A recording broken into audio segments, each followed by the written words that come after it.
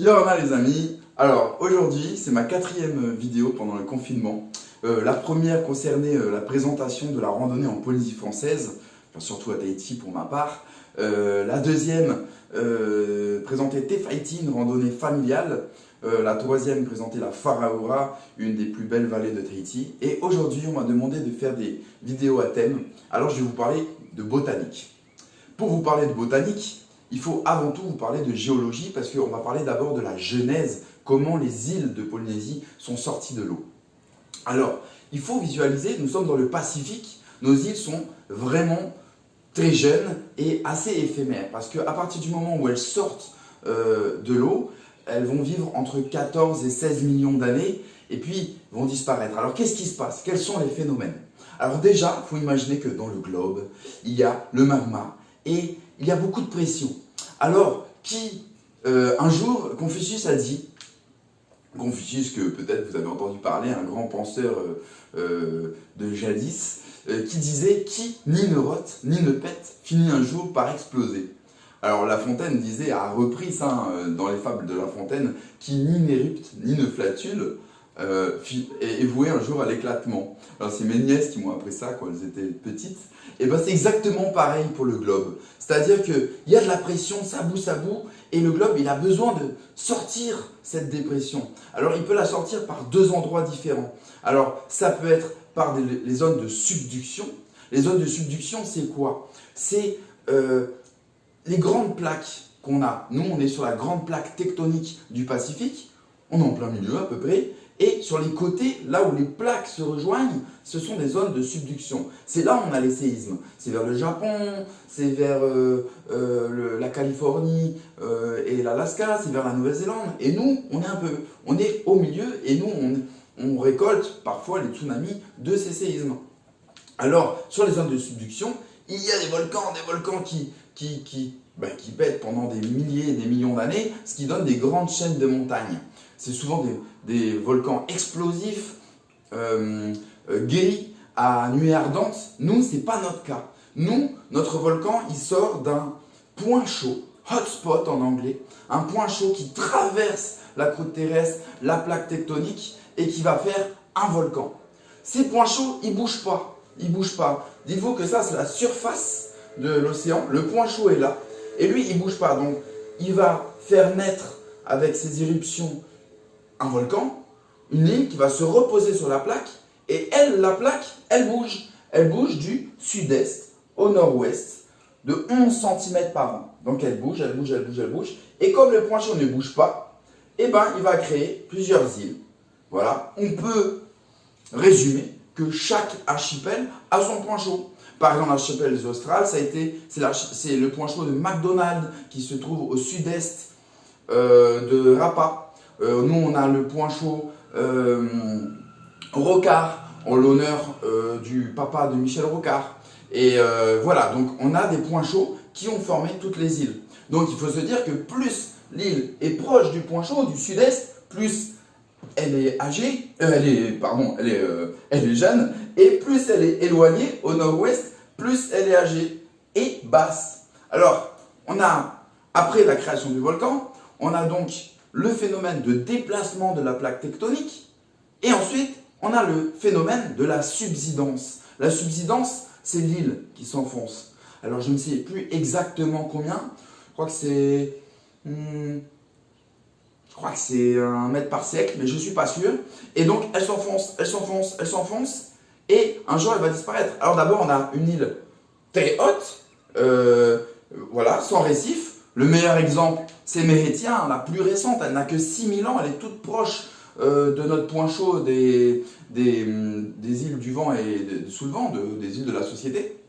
Et ensuite, on a Tahiti et Moorea, des îles très hautes également, avec un peu des barrières de corail à des endroits, pas à d'autres endroits. Ensuite, on a les îles semi-hautes, Raiatea, Ta'a, Wahine, voilà, et de plus en plus basses. Et après, on a Scilly, Bellinghausen, Montpellier, etc., qui sont les plus anciennes des îles de la société. Et voilà, donc tout ça, c'est le même volcan qui l'a fait.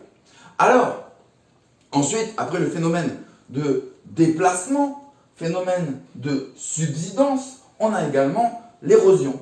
Et l'érosion, c'est l'île qui est abîmée par le vent, les vagues, la chaleur, la température, tout.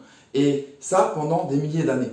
Alors, au niveau des âges, on a Mehetia, 6000 ans. Tahiti, c'est 3 volcans. Tahiti Nui, Tahiti Iti, l'isthme de Tarawa. Donc là, on a entre 900 000 et 1 200 000 ans. On est des bébés pour des volcans, puisqu'on peut atteindre 14-15 millions d'années. Savez-vous que Rangiroa, on pense que ça a atteint jusqu'à 6000 mètres d'altitude. Et puis après, il y a eu la subsidence, etc. Et nous, Tahiti, jusqu'à 3500 mètres d'altitude, alors qu'aujourd'hui, on est à 2241, c'est le Rowena. Voilà, donc subsidence et érosion. Et l'érosion fait que on a un super terrain de jeu en Polynésie. Et on peut, c'est l'érosion qui a creusé les vallées, qui a fait ces crêtes escarpées. Et donc, c'est génial de faire de la randonnée et du canyoning en Polynésie. Voilà, donc du coup, là, on a les 3 phénomènes. Et ça a laissé des volcans, voilà, boum, en plein milieu du Pacifique, avec rien à 6000 km à la ronde, rien du tout. Et alors, comment sont arrivées les plantes? Alors ça, il faut se dire que, ça c'est les notions générales de botanique, ici en Polynésie, ce qu'on dit souvent en début de randonnée, les plantes, elles sont arrivées, il a bien fallu qu'elles arrivent d'une manière ou d'une autre. Alors les plantes qui sont arrivées sans l'aide de l'homme, avant l'arrivée de l'homme, avant les Polynésiens, avant les Européens, les Asiatiques, avant tout le monde, on les appelle ici les plantes indigènes. Sur un continent, les plantes indigènes, ce sont les plantes qui ont toujours été là. Mais sur une île, il a bien fallu qu'elles arrivent. Alors comment elles sont arrivées? D'après vous, comment elles sont arrivées ces plantes? Il y a 3 possibilités. Je vous laisse réfléchir. Alors, d'abord, les vents. Les vents, 2 vents possibles. Les cyclones, qui viennent d'ailleurs tous chez nous dans l'hémisphère sud de l'ouest, ils viennent comme ça, ils font comme ça. Regardez la chasse des WC, elle fait pareil. Et elle fait de l'autre, elle fait différemment de l'autre côté dans l'hémisphère nord. Donc du coup, les cyclones font comme ça et peuvent amener des choses lourdes des îles de l'ouest, Cook, Fidji, Samoa, etc. Mais pas de trop loin et pas de l'est. Après, on a aussi un deuxième vent, les jet streams. Les jet streams, des hauts vents à 10 000 mètres d'altitude que les avions utilisent pour planer. Et eux, ils peuvent amener plein de choses très légères et surtout des choses qui ne meurent pas quand il fait moins 50. Alors c'est tous les spores. Les spores, ce sont ces petits poils reproducteurs des fougères. Et donc il y a 250 fougères qui sont arrivées comme ça sur l'île. Voilà, donc les vents par les cyclones et les jet streams. Ensuite, deuxième possibilité, deuxième vecteur, c'est quoi? La mer. Il faut que ça flotte. Faut pas que ça coule, sinon ça va faire comme les milliards de bouteilles plastiques qui sont reposées sans bouchon mais qui sont reposées au creux, au sol de nos océans, malheureusement. Donc du coup, il faut que ça flotte. Il ne faut pas que le noyau meure et que le sel attaque ce noyau. Donc quelque chose aurait pu flotter. Ce qui est très connu, c'est le hotu, d'où hotu painu. Pourquoi? Parce que le fruit est arrivé comme ça, le hotu, et il s'est enraciné sur l'île et il n'est plus jamais reparti. C'est pour ça que c'est devenu d'ailleurs une insulte un petit peu raciste. Voilà. Et ensuite, troisième vecteur des espèces indigènes, on a dit les vents, la mer, l'eau, les courants, et ensuite les oiseaux. Mais comment les oiseaux? Attention, il y a un piège. Souvent on me dit, l'oiseau migrateur, dans un autre pays, il a mangé, et après il revient, il arrive là, il fait son voyage, et il défecte, et ça devient une plante. C'est difficilement possible parce que la digestion d'un oiseau, c'est entre 2 et 3 heures. Le voyage d'un oiseau migrateur, que ce soit, je ne sais pas moi, de Nouvelle-Zélande, d'Australie, d'Alaska, Californie, Sibérie, c'est minimum 4-5 jours. Minimum. Donc, c'est difficile à croire qu'il ait emmené des choses dans sa digestion. En revanche, il a pu l'emmener dans les poils, dans les plumes. Souvenez-vous dans Bernard et Bianca, qui vole et qui a du mal à se poser, et quand il se pose, il se bouscule de partout, et il y a des choses qui tombent. Et voilà, c'est comme ça que ça s'est passé. Il fallait que les choses soient collantes, des fleurs, des fruits collants, et qui peuvent ensuite se déposer sur l'île. Voilà comment les 880 espèces indigènes sont arrivées sur l'île. 880 espèces indigènes. C'est très peu, c'est un des taux les plus faibles au monde, mais c'est normal, on est une île, plutôt 118 îles, paumée en plein milieu du Pacifique, et il a fallu un miracle, à chaque fois un miracle, pour qu'une espèce vienne par la mer, par les airs, sur les oiseaux, et se repose, boum, sur l'île, et miraculeusement se reproduise. Donc il a fallu des millions d'années, depuis la création de l'île de Tahiti par exemple, 1 200 000 ans, pour que ces espèces indigènes arrivent.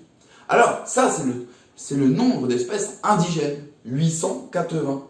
Ce qui est encore plus intéressant, c'est le nombre d'espèces endémiques de la Polynésie française. Alors c'est quoi la différence entre indigène et endémique? Indigène, c'est ou qui est là depuis toujours, ou qui est arrivé tout seul, sans l'aide de l'homme. Endémique, d'un endroit, c'est unique au monde, unique. On a chez nous, sur les 880 espèces indigènes, on en a 550 endémiques de la Polynésie française. C'est-à-dire que les 2/3 des espèces indigènes sont endémiques de la Polynésie, ce qui est énorme. Il me semble qu'après la Nouvelle-Calédonie, après le Caillou, c'est nous les recordmen de ce nombre-là. Donc c'est 2/3 des espèces indigènes, c'est énorme. Et pourquoi elles sont différentes? Pourquoi elles sont uniques? Pourquoi elles sont arrivées d'un endroit, boum, et maintenant elles sont différentes de l'endroit qu'elles ont quitté? Eh bien, c'est l'acclimatation, on appelle ça la spéciation. Elles se spécifient, elles deviennent un petit peu différentes, elles mutent et elles deviennent cousines de leurs ancêtres. Nous aussi, on a fait ça, hein, les hommes avec nos ancêtres. Et voilà, donc elles se sont adaptées au climat, adaptées à la température, à la terre, à tout ce qui est nouveau pour elles sur cette île. Donc ça, c'est les espèces endémiques et c'est ça qui fait le patrimoine naturel de la Polynésie. C'est parce qu'elles sont uniques. Elles sont uniques. Il y a des espèces, il n'y a plus que 30 pieds, 50 pieds, il n'y a plus grand chose et on essaye de les protéger. En parlant de protection, dans ces espèces endémiques de la Polynésie française, il y a, endémiques, indigènes, en tout cas on a une liste de 167 espèces protégées, très protégées, qui sont en train de disparaître. Dans les plus connus, emblématiques, la Tiaria petrei, bien sûr, Tiaria petrei Apethia taitedis, qui se trouve sur Raiatea. Une espèce peut être endémique de la Polynésie française, mais d'une île aussi, comme Raiatea, et même d'un plateau, le plateau Temerani-Rahi. Et on essaye de se battre, que ce soit les botanistes en premier, les guides, les chasseurs, tous ceux qui sont sensibilisés un peu à ça, de les protéger. Voilà. Et pourquoi elles sont en difficulté? À cause des autres espèces qui sont arrivées après, végétales ou animales. Voilà, donc là on a parlé des espèces indigènes et endémiques. Celles qui ont le plus de valeur ici et celles qu'on doit défendre, protéger. Ensuite, deuxième grande catégorie, c'est les espèces d'introduction polynésienne. Alors les Polynésiens, souvenez-vous de Vaiana, sont arrivés sur leur bateau, sur leur grande pirogue à voile. Là, je vous laisserai voir mon amie Teiva Véronique qui a ouvert son entreprise de pirogue à voile et qui vous en parlera bien mieux que moi. Donc ils sont arrivés. Alors aujourd'hui, on date à peu près l'émigration vers 800 après Jésus-Christ environ. Alors qu'avant 2011, on les datait à 300. Donc il y a une grosse marge. Il y avait une grosse marge d'erreur, une grosse marge de manœuvre. Aujourd'hui, on pense autour de 800. Et puis après, les hommes ont colonisé, les Polynésiens ont colonisé la Polynésie entre 800 et 1000, la Polynésie française qu'on connaît aujourd'hui, et le triangle polynésien entre 800 et 1300. Donc il y a eu Hawaï, Rapa Nui et en dernier Te Aotearoa, la Nouvelle-Zélande, en 1300 après Jésus-Christ. Donc, ils sont arrivés, mais ils ne sont pas arrivés tout seuls. Ils sont arrivés avec leurs animaux et avec leur jardin. Alors, leurs animaux, il y en avait 4. Alors, on en voit déjà 2 dans Vaiana. Je ne sais pas si vous les connaissez. Il y a, si je vous fais louer, le cochon Puaka, bon, qui est appelé Pua hein, pour faciliter dans le dessin animé. Ensuite, on a Le coq. Le coq, hey hey, hey hey, le coq qui m'a bien fait rire dans ce dessin animé. Ensuite, on a le chien, Wuri, et on a le rat. Le rat polynésien, le rat asiatique, celui qui a traversé le Pacifique avec les Polynésiens, le Rattus exolan, qui a été un des premiers fléaux pour l'écosystème polynésien. De toute façon, les Polynésiens ont colonisé la Polynésie et ça a été de toute façon pour l'écosystème un grand changement, une grosse modification. Et on peut dire qu'il y a eu deux grandes modifications. La première, c'est l'arrivée de l'homme, des animaux et de leur jardin, les Polynésiens. Et la deuxième, c'est la colonisation des Européens bien plus tard, à partir ça dépend où, hein, Marquise ou Tahiti, mais en tout cas 1767 à Tahiti, 1767 Wallis, 1768 Bougainville et 1769 Cook. Ça, c'est le début à Tahiti, hein, parce qu'au Marquis, c'était bien avant 1595 où eux-mêmes ont emmené le cheval. Voilà. Donc les Polynésiens, eux, on revient aux Polynésiens, migration polynésienne, ils ont emmené les 4 animaux. Cochon, rat, chien et poulet. Alors le rat, on ne sait pas hein, si c'est volontaire ou accidentel. Ça peut être volontaire parce qu'on sait que les dents des rongeurs étaient utilisées pour sculpter les os, pour beaucoup d'outils. Mais on ne sait pas si c'était accidentel ou volontaire. Les 3 autres, c'est sûr, c'était volontaire et c'était pour manger. Voilà. Donc ils sont venus avec ces 4 animaux. Mais ils sont également venus avec 80 plantes. 80 plantes toutes utiles. Ils ne se sont pas embêtés de traverser pendant 1500 ans le Pacifique d'île en île. On ne sait jamais pourquoi ils sont repartis de ces îles et pourquoi ils ont cherché à aller voir plus loin. Peut-être la famine, un manque de ressources comme on le raconte dans Vaiana. Mais ça peut être aussi l'exil. On a perdu une guerre, donc on s'en va. Une démographie trop importante, on ne peut plus nourrir tout le monde. Donc ça peut être plusieurs raisons, ces départs. Mais en tout cas, ils ont traversé le Pacifique avec leur jardin. Et c'est donc pas parce que c'était inutile. Donc ces plantes, elles sont connues en général. Il y avait des raisons alimentaires. Alors vous les connaissez. Le uru, mayore, le cocotier, le mapé. Ça, je parle d'alimentaire. Le vitriti. Voilà. Ensuite, il y avait aussi pour des raisons médicinales. Plein. Le vaianou, le ré, c'est un peu moins connu parce que c'est des petites herbacées, etc. Mais pas que, même les plantes que j'ai, les arbres que j'ai cités avant pour des raisons alimentaires étaient également utilisés pour des raisons médicinales. Donc, alimentaire, médicinal, cérémonial, c'est-à-dire avec une importance sacrée, comme le auti, comme le auté. Le auti, c'est la cordinine en français, le auté, c'est l'hibiscus. Quoi d'autre? Comme le kava ou le hava. Voilà, d'introduction également polynésienne. Donc pour des raisons cérémoniales.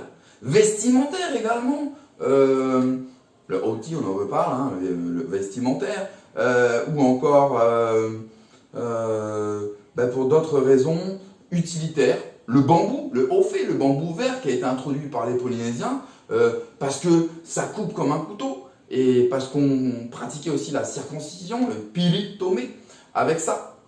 Voilà, donc on a introduit, les Polynésiens ont introduit ces 80 plantes et qui se sont mêlées dans l'écosystème petit à petit, comme le mapé qu'on retrouve dans toutes les vallées. Voilà. Et enfin, la 3e grande catégorie, c'est les introductions modernes. C'est-à-dire que quand la Polynésie a été découverte par que ce soit les Européens d'abord, puis après les Asiatiques sont venus, les premiers Chinois en 1865. Et donc il y a eu des échanges, forcément, ça s'est mondialisé, ça s'est ouvert au monde. Et là, il y a eu une introduction, jusqu'à aujourd'hui, d'environ 3000 plantes. Donc, je récapitule. 880 au départ, indigènes arrivaient toutes seules. Ensuite, 80 d'introduction polynésienne, on peut arrondir à 1000.